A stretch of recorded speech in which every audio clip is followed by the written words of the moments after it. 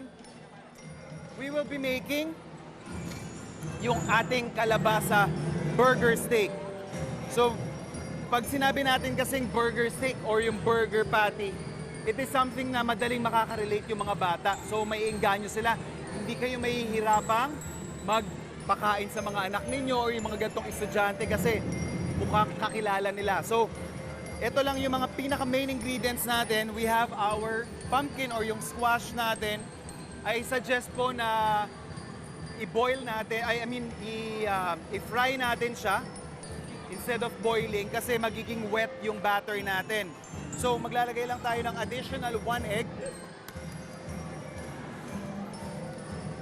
Yan. Doon. So we're making a batter and then lalagyan lang natin ng season or sisison lang natin ng salt and pepper. At para mas maging masustansya, let's add more gulay. Ito yung ating malunggay. And syempre parang binder na rin siya. Gagamit din tayo ng all-purpose flour. And then for additional protein, let's add in our ham. Okay? So, imamash lang natin ito mga kapuso. And then, let's just make sure na makabuo tayo ng not too thin o yung basta malapot. Pinaka-importante po kasi dito, huwag masyadong malabnaw para madali natin siyang maihuhulma. So, yan.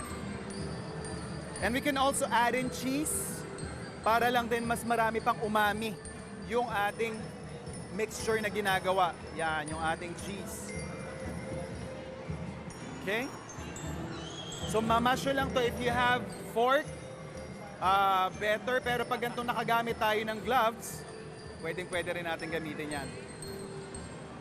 So yeah, mimix lang natin to. And then definitely you can use sweet potatoes or any other vegetables instead of kalabasa.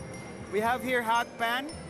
Scoop nyo lang po yan mga kapuso. Better if you put oil kung hindi nyo gagamitin yung bare hands ninyo. And then, fry it. Okay?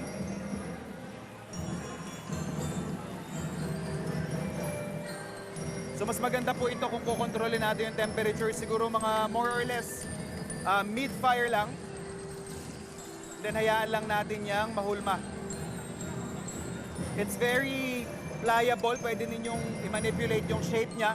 At syempre, flip lang natin dito. After that, we have our kalabasa burger steak. Eh, dito ka na, Kaloy. Alam kong gutom na gutom ka na eh. Lumilitaw lang talaga kapag may pagkain. Kaya ka, daya mo. Pero yan, para sa iyo yan, brother. Ayun, chef. Ito nga ba yung ano natin? Burger patty pero made out of pumpkin. Pumpkin, yes. Oo, kalabasa. Tama. Kumbaga, ito yung healthy option ng mga mommies, daddy kapag nahihirapan sila mag-isip ng pambaon para sa mga chikiting. At saka lalo na yung mga parents na hirap magpakain sa mga anak nilang ng gulay. That is definitely the better way of presenting it. Kahit hindi nila alam na gulay ito, eh mukhang burger patty pag kinain nila. Yes, Okay, tikman na natin. ayan. Eto, may sausawan tayo. Kailangan pa ba ng sausawan? Naku, hindi. Napaka-juicy at saka ang fresh ng lasa. Ayun. At alam mong masusustansya. Very nice. So, mga kapuso bukod sa mga gantong sorpresa, syempre, mga healthy recipes din ang hatid namin sa inyo.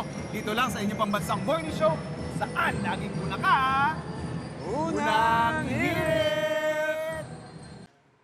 Ikaw, hindi ka pa nakasubscribe sa GMA Public Affairs YouTube channel? Bakit? Mag-subscribe ka na, dali na, para laging una ka sa mga latest kwento at balita. I-follow mo na rin ang official social media pages ng Unang Hirit. Salamat, Kapuso.